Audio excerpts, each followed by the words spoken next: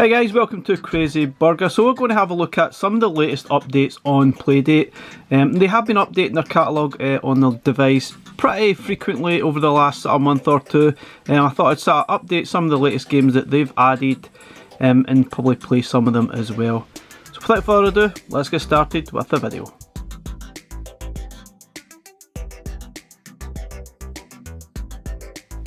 Okay guys, so Playdate, thankfully they are still supporting this. Panic are definitely still supporting this little device, and I know there's a lot of people out there still to get their hands on one.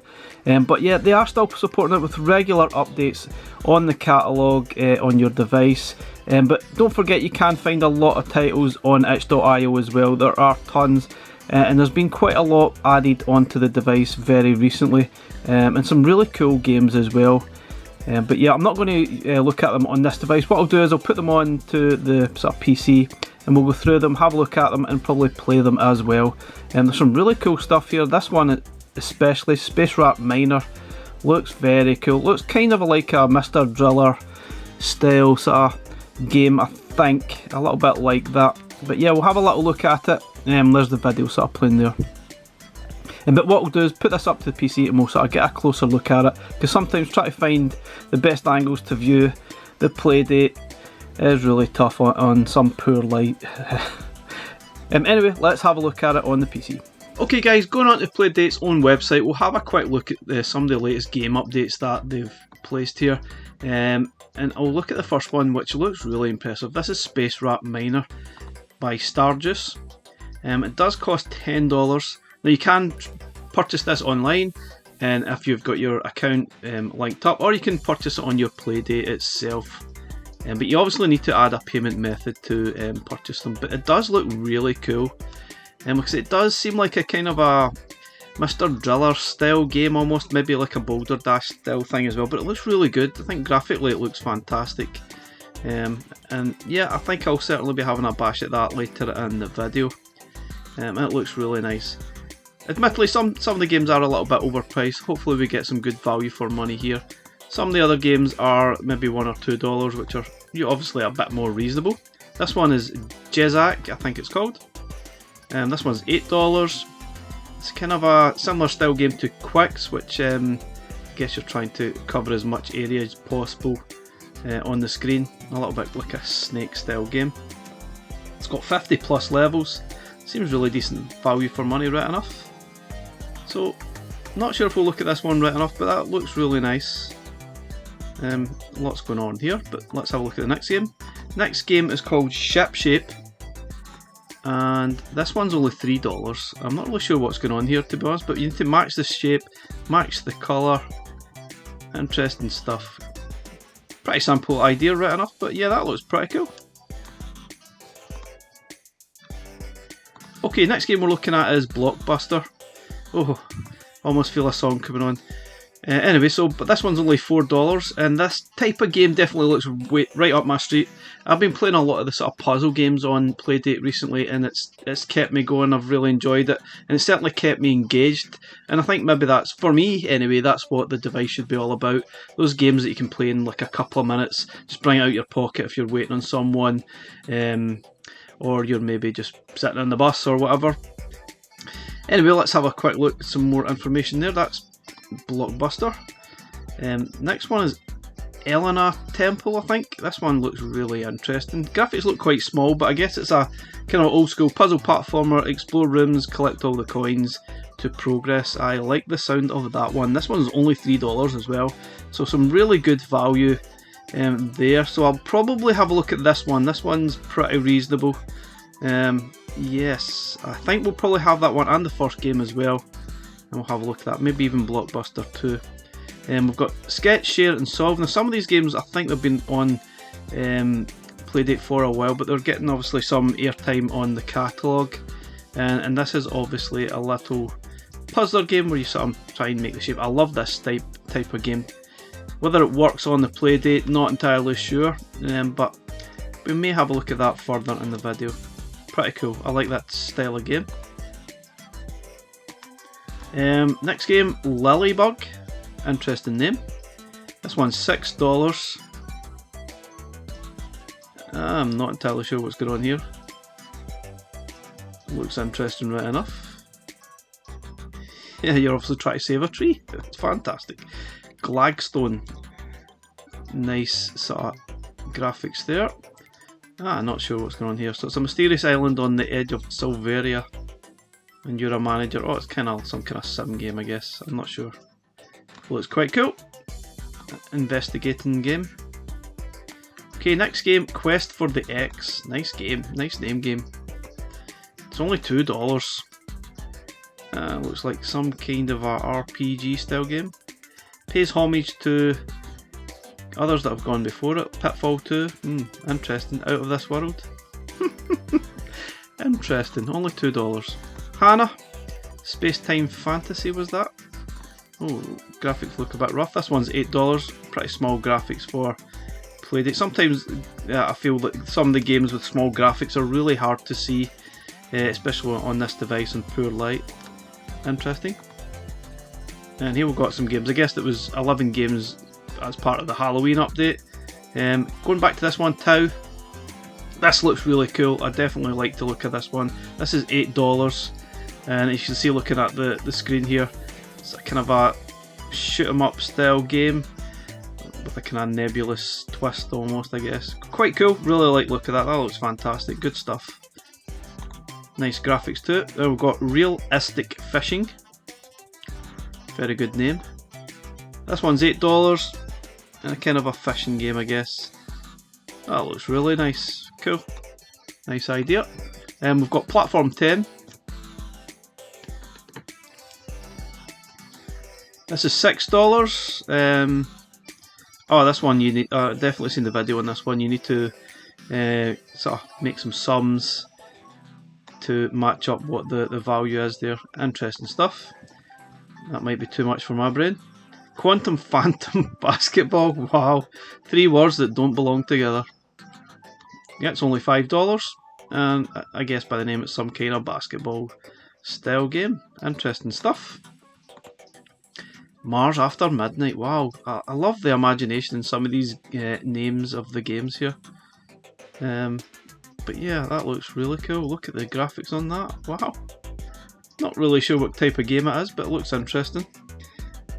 You see, there's been quite a lot of games added in the last sort of few weeks. Really impressive stuff.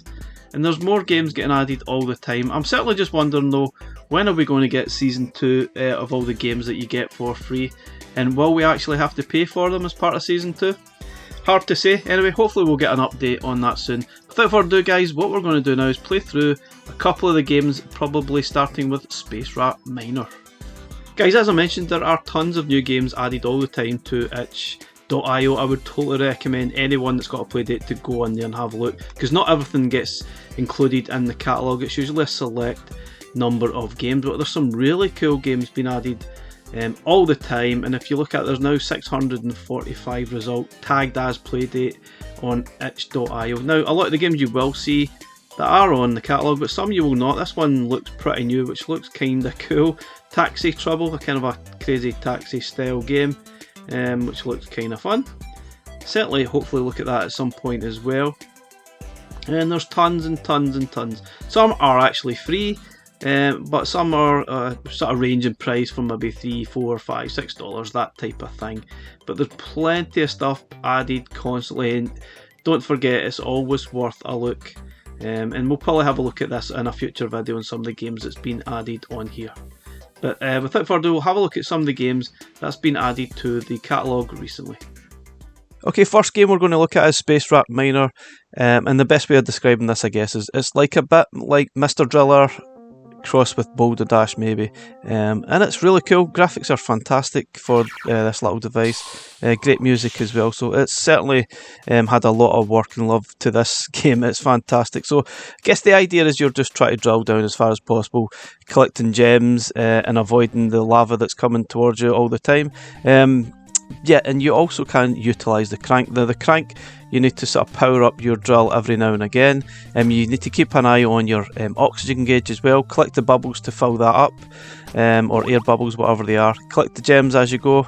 You need to hold down the A button to power the drill. as you're sort of going down here. But yeah, I really enjoyed this one. It took me a few goes to get used to it, but once I got a hang of the actual controls, I really enjoyed it. This is a really cool game. Probably a little bit overpriced, I think, but it's still a very good game.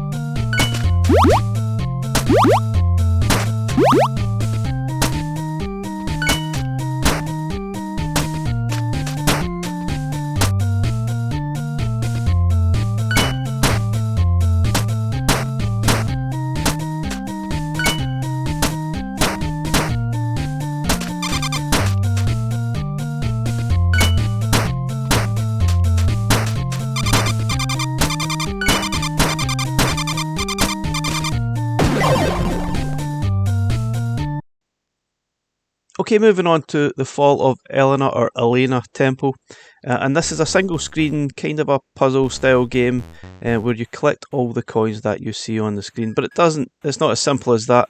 If you go the wrong way, you will probably screw up. You need to restart all over again, which will probably happen quite frequently.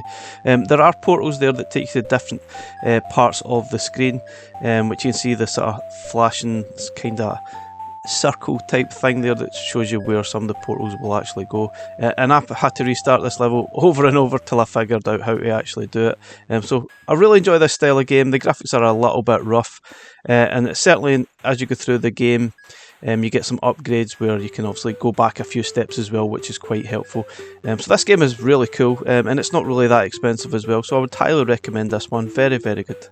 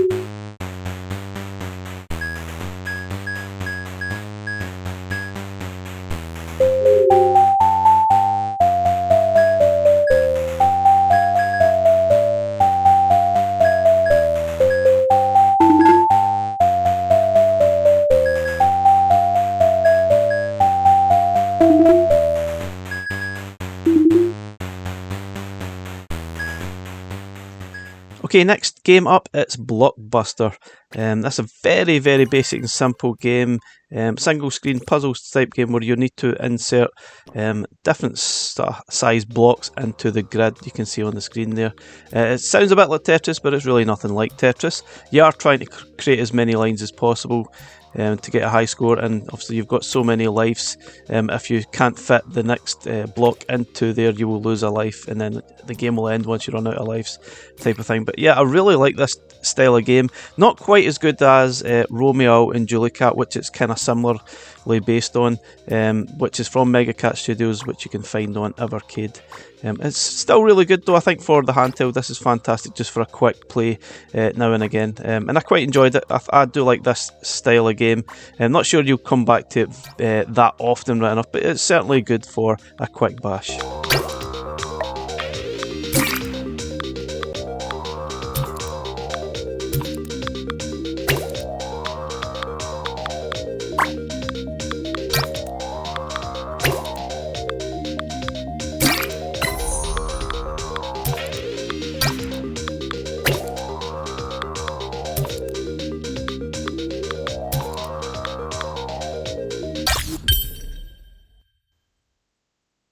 Okay, next game up, it's Tau, and this is kind of like a shoot 'em up style game where you need to clear the level of all the sort of rocks, boulders, and go through sort of doorways to get extra points, that type of thing, and just keep going, making progress. Really good fun. I actually quite enjoyed this game, even though shoot 'em ups are not really my favourite style of game, and it utilises the crank very, very well. You can actually just press the fire button and it'll automatically start firing, so you can then just concentrate on moving your ship around the sort of cylindrical thing that you're floating on and destroy the rocks. I felt that the crank use was a little bit oversensitive, but I still enjoyed it. It was still good fun, and graphics are really, really cool. I enjoyed this one. Very good game.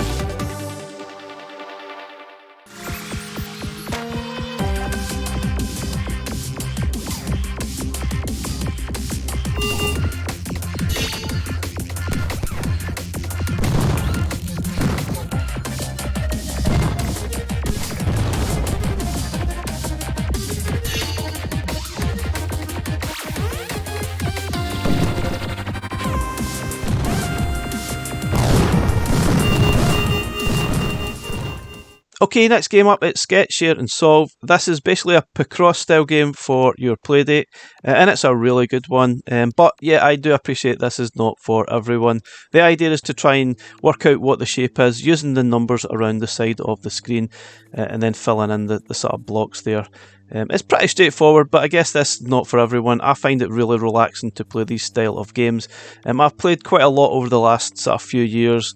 Some good ones, some really bad ones, but I've really enjoyed Grid Picks on the C64, which is a fairly modern take on it as well, and I thought that was fantastic. And this one itself is actually pretty decent as well. I quite enjoyed playing through it.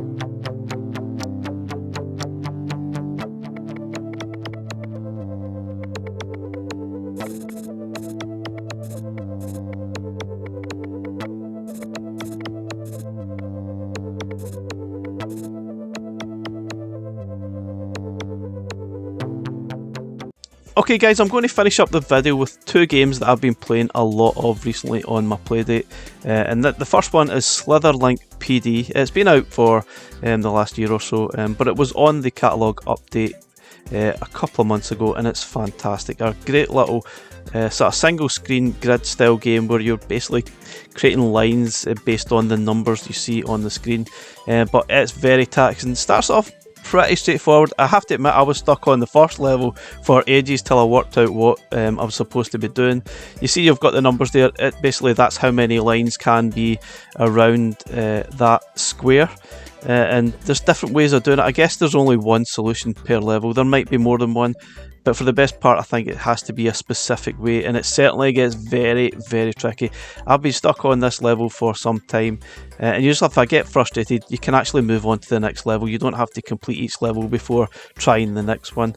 But yeah, absolutely brilliant. Really enjoyed it. I've been playing this one a lot. I've ploughed down a lot of time to this game in the last month or so, and thoroughly enjoyed it. But again, it's not really for everyone, but I've really enjoyed this style of game on my Playdate, and it's kept me coming back to it time and time again, which is kind of surprising to me. I thought I probably wouldn't have played the Playdate as much as I have, but pleasantly surprised that I have been, and I'm really enjoying these puzzle style games.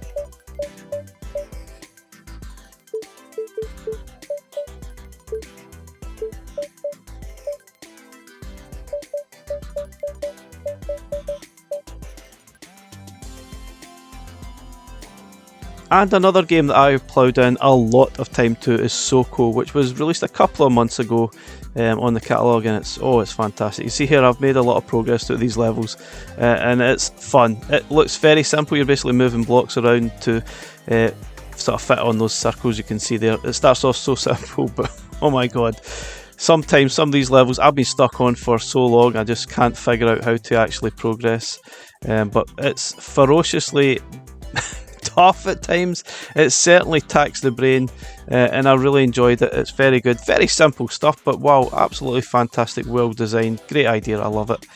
But yeah, that's the games I've been playing recently, and I'm really glad that Panic are certainly supporting the Playdate. I think I was certainly worried that it would get to a point where they'd probably stop supporting and move on, but I think thanks to the fact that sort of individuals can make their own games, as simple as this, it's certainly going to keep this thing going for a number of years, I think.